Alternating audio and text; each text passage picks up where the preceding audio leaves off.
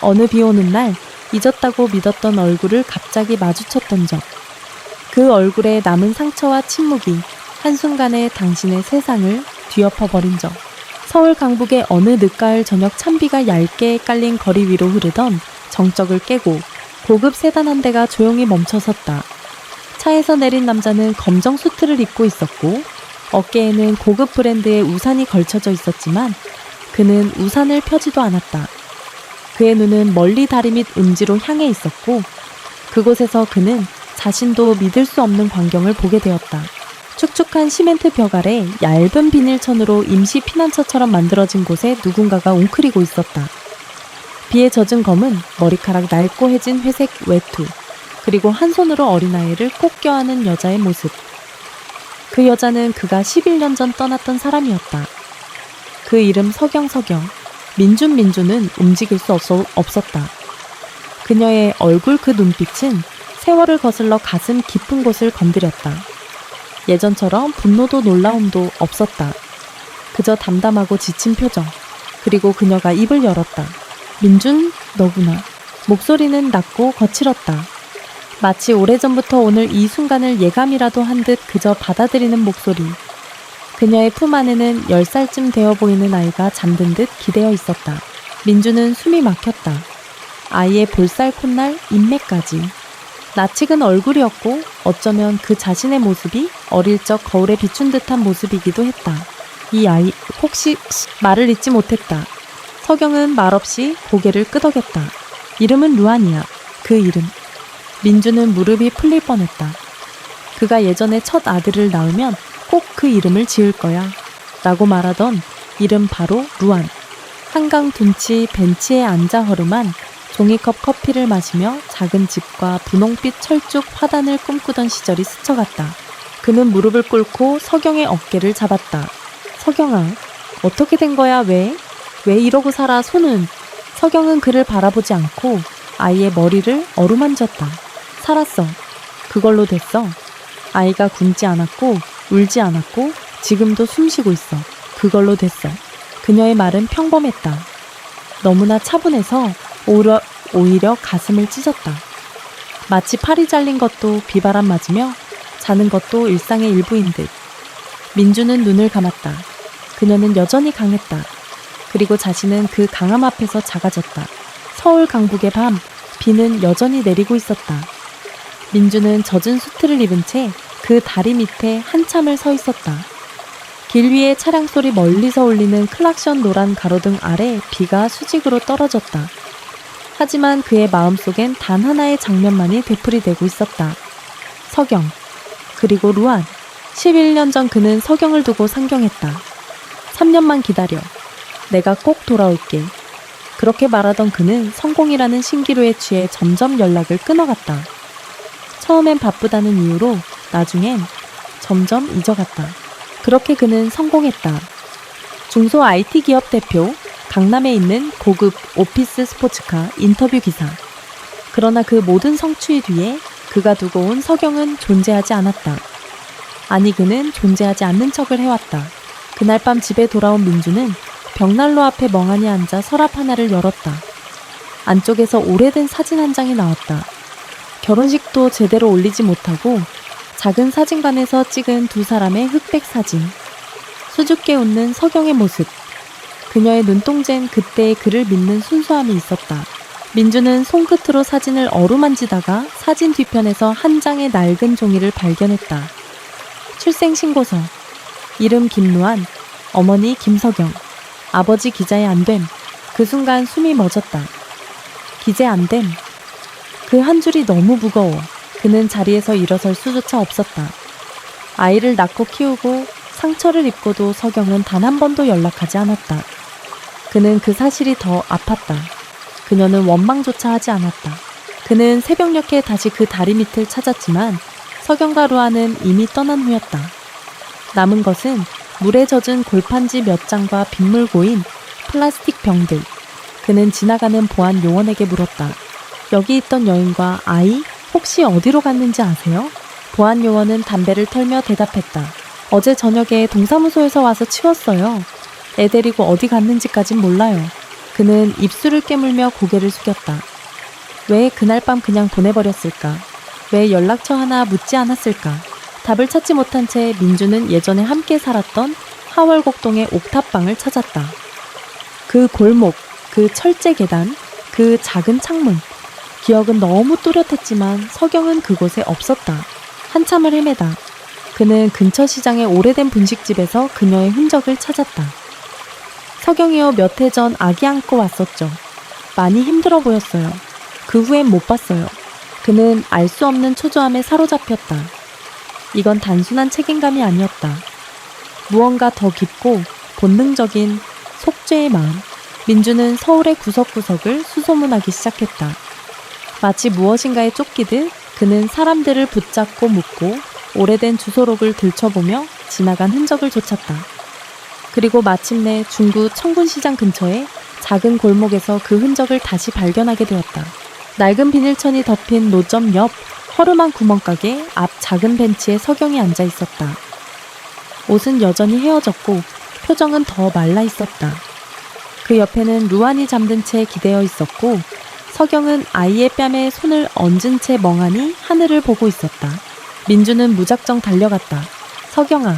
그녀는 놀라지도 않았다. 그저 천천히 고개를 돌리고 조용히 말했다. 왔네?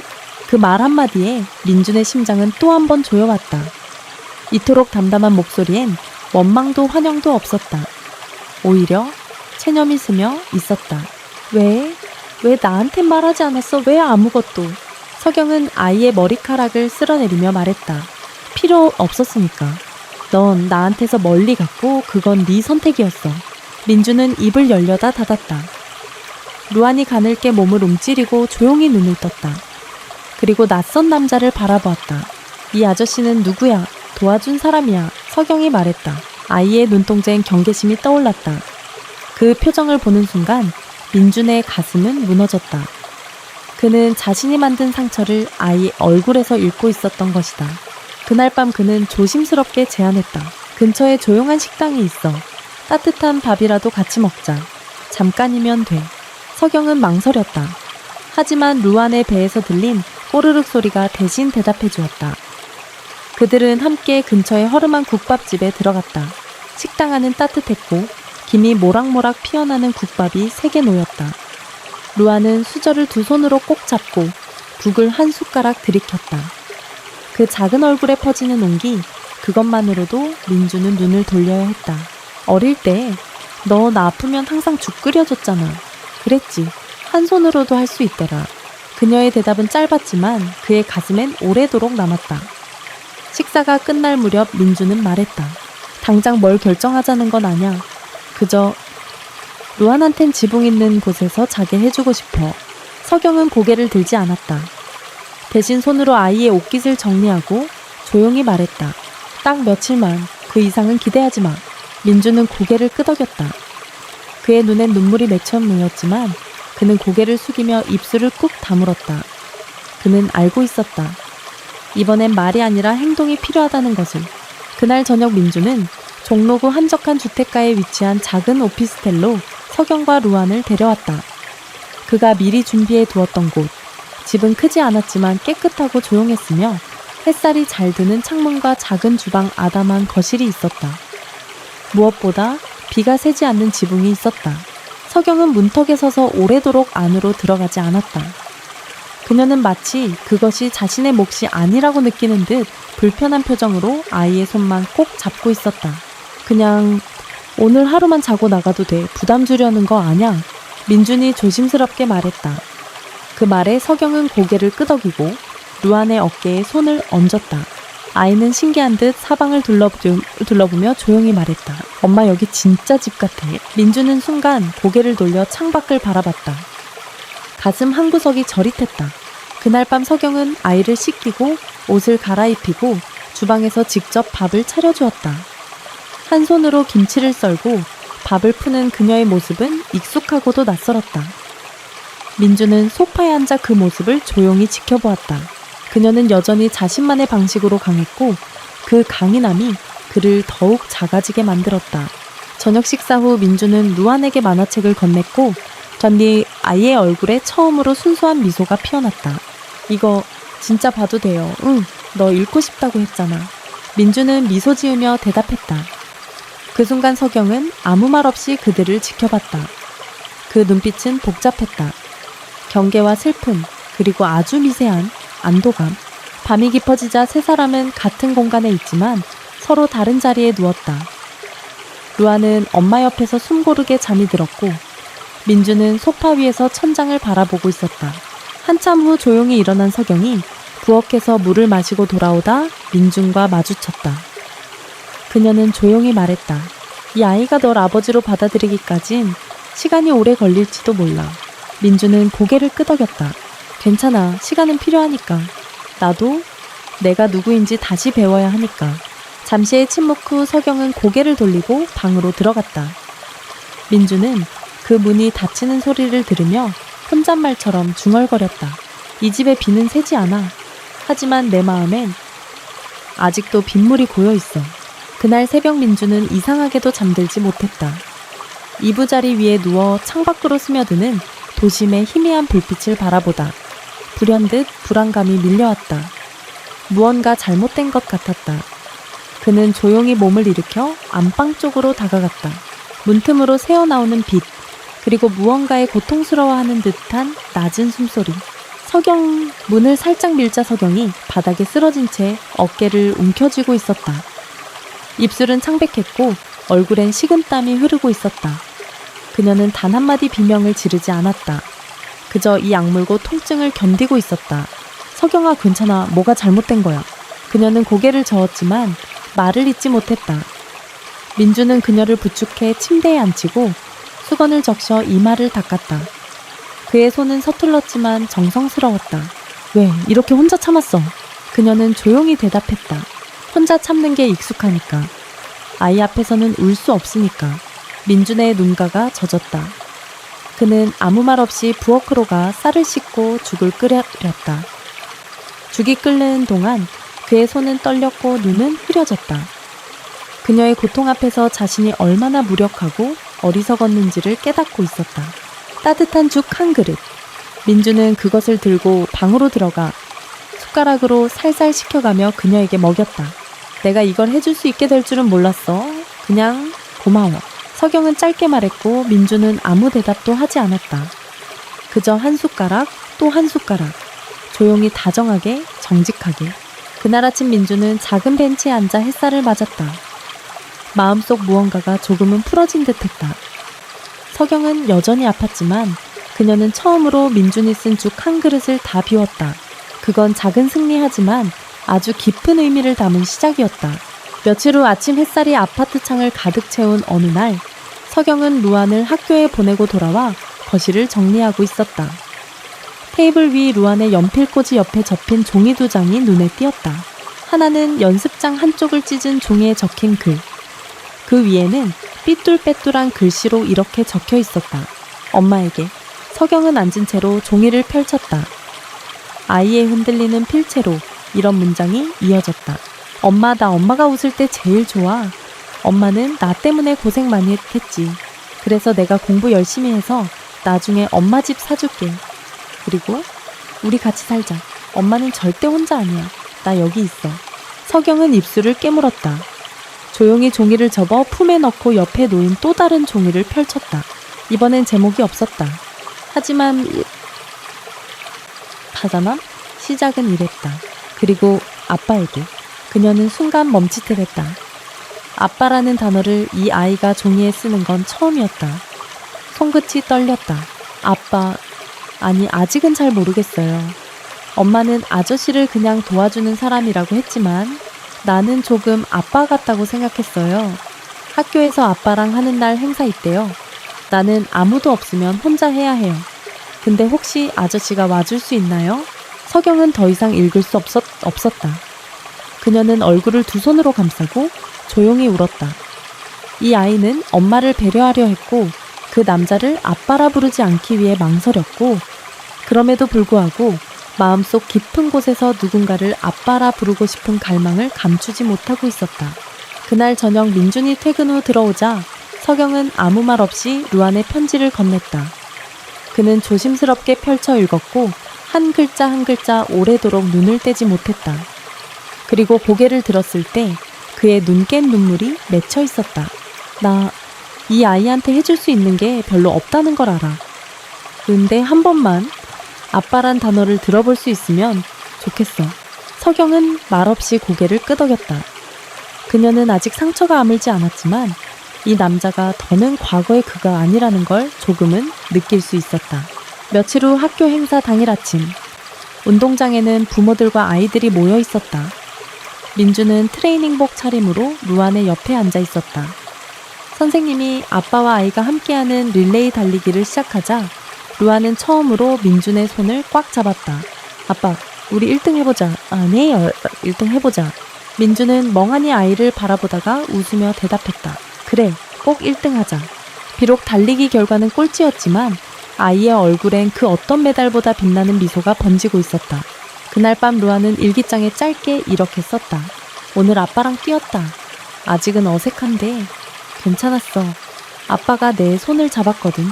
가을이 깊어지며 나무집들이 하나둘씩 붉은 물을 들이기 시작했다. 서울 외곽의 한 낡은 시장, 골목 끝, 아침마다 김이 모락모락 피어오르는 작은 좌판이 사람들 사이에서 소문이 돌았다. 한 손으로 싸주는 그 집 진짜 맛있대. 엄마가 해주는 맛 같다니까요. 그 좌판은 바로 서경의 작은 손수 X 밥 노점이었다. 삶에 찌든 것 같은 조촐한 공간에서 그녀는 매일 아침 새벽 5시에 일어나 죽과 김밥, 계란말이를 정성스럽게 만들었다. 모든 재료는 손수 다듬었고 김밥 한 줄을 말 때도 고르게 정렬한 단무지와 오이 속에 그녀의 정성이 배어 있었다. 비록 한 손뿐이었지만 그 손은 그 누구보다 능숙하고 단단했다. 그날 아침 민주는 출근 전 그녀의 좌판에 들렀다. 따뜻한 어묵 국물 한 컵을 그녀가 건네며 말했다. 오늘은 미역국 끓였어. 루안 생일이니까. 민주는 고개를 들고 서경을 바라보았다. 그녀의 말투는 평소와 다르지 않았지만 눈동자 한켠이 약간 떨리고 있었다. 이날을 그녀는 혼자 준비해왔던 것이다. 같이 준비하지 못해서 미안해. 지금이라도 왔으니까 됐어. 짧은 대화였지만 둘 사이의 공기는 전에 없던 평온함으로 차올랐다. 민주는 주머니에서 작은 박스를 꺼냈다. 포장은 소박했지만 안에는 은으로 된 얇은 팔찌가 하나 들어있었다. 팔찌 안쪽에는 킴루안 중에서 10세 첫 번째 생일 같이 축하해줘서 고마워 라는 각인이 새겨져 있었다. 아이 이름 내 성으로 신고하고 싶어. 만약 네가 괜찮다면. 서경은 말없이 팔찌를 바라보았다. 한동안 침묵이 흐른 후 그녀는 작게 대답했다. 아이에게 물어보자. 그날 저녁 셋은 작은 식탁을 마주하고 앉아 미역국과 잡채 계란찜으로 생일상을 차렸다. 루아는 생전 처음 보는 생일 케이크를 보며 두 눈을 동그랗게 뜨더니 민준에게 물었다. 아빠 초 몇 개 켜야 해? 10개. 넌 10살이니까. 쇠불을 붙이고 불을 끄며 소원을 빌던 아이의 얼굴은 그야말로 환희로 가득했다. 초를 끄고 난 후 민준이 루안에게 조심스럽게 물었다. 루안아, 혹시 네가 원하면 성싱을 아빠 걸로 바꿀 수 있어. 괜찮을까? 아이는 서경을 바라봤다. 서경은 미소로 고개를 끄덕였다. 루안은 잠시 생각하더니 고개를 끄덕이며 말했다. 그래, 우리 가족이니까. 그 순간 민주는 숨이 멎을 것 같았다. 그가 바랐던 건 단 하나. 이 작은 가족에게 다시 손을 내밀 수 있는 기회였다. 서경은 식탁 아래에서 살짝 민준의 손을 잡았다. 그 손은 과거보다 조금 거칠고 상처도 많았지만 지금 이 순간만큼은 세상 누구보다 따뜻했다. 겨울이 다가오며 아파트 단지 옆 가로수들은 잎을 모두 떨구고 앙상한 가지들만 남기기 시작했다. 그럼에도 그 집 3층 작은 베란다에는 여전히 푸른색을 띠는 화분들이 있었다. 고추 방울토마토, 그리고 유일한 감귤나무 한 그루. 그 화분들 사이에 세 식구는 작은 꿈을 키우고 있었다. 아이의 웃음소리 저녁마다 퍼지는 국물 끓는 냄새. 그리고 무엇보다 조용히 곁에 있어주는 누군가의 존재. 어느 날 루안이 학교에서 가져온 편지를 들고 뛰어왔다. 엄마 아빠 학교에서 가족 발표회 한대요. 가족 소개도 하고 같이 노래도 부르래. 민주는 놀라면서도 미소 지었다. 노래 아빠가 음치인데 괜찮을까? 아빠 그냥 입만 벙긋벙긋해요. 친구들은 모르니까요. 서경은 그 모습을 보며 웃었다. 이 작은 가정 안에서 이제는 웃음이 일상이 되었다. 며칠 뒤 가족 발표의 날, 초등학교 강당하는 부모들과 아이들로 가득했다. 아이들이 자기 가족을 소개할 차례가 되었고 루아는 민준, 서경과 함께 무대 위에 올랐다. 마이크 앞에서 잠시 멈추던 아이는 또박또박 말했다. 안녕하세요. 저는 김루안입니다. 저희 가족은 엄마, 아빠, 그리고 저 이렇게 셋이에요.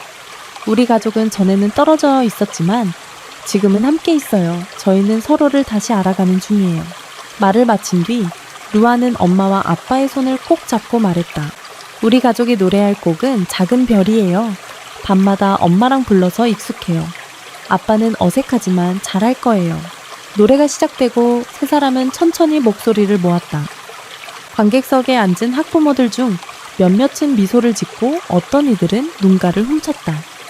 그 노래에는 기술도 완벽한 하모니도 없었지만 진심과 따뜻함이 있었다. 발표회가 끝난 뒤 한 교사가 다가와 말했다. 루안이가 처음 입학할 땐 말이 적고 표정도 굳어 있었어요. 그런데 요즘은 너무 많이 웃고 친구도 많아졌어요. 부모님 덕분이에요.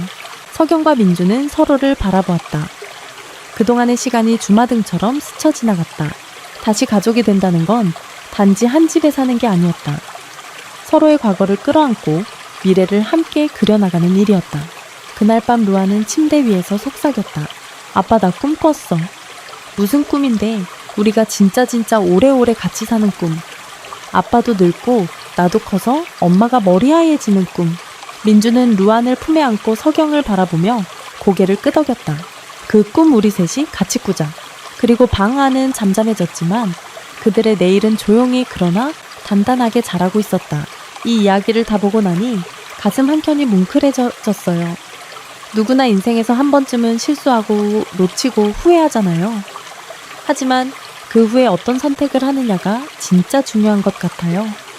민준이처럼 늦었더라도 진심으로 용기를 내어 다가가는 모습, 서경이처럼 상처를 안고도 꿋꿋이 살아가는 삶, 그리고 루안이의 순수하고 따뜻한 마음, 모든 게 너무 현실적이고 아름다웠습니다. 이건 단순한 가족 재회 이야기가 아니라 두 손 잃고도 서로를 다시 마주잡는 용기와 치유의 여정이라고 생각해요. 여러분은 어떻게 느끼셨나요? 혹시 이 이야기 속에 여러분 자신의 모습이 비쳐 보이지 않았나요? 감동을 받으셨다면 꼭 좋아요 한번 눌러주시고 더 많은 이야기와 다음 편을 기다리신다면 구독도 부탁드려요. 그리고 댓글로 여러분의 느낌 생각 혹은 나는 어떤 손을 놓치고 있었나 그런 이야기도 나눠주시면 너무 감사하겠습니다. 우리는 아직 끝나지 않았어요. 이건 단지 1부의 끝일 뿐 더 깊은 이야기와 반전 그리고 희망은 이제 시작이니까요. 2부에서 꼭 다시 만나요. 감사합니다.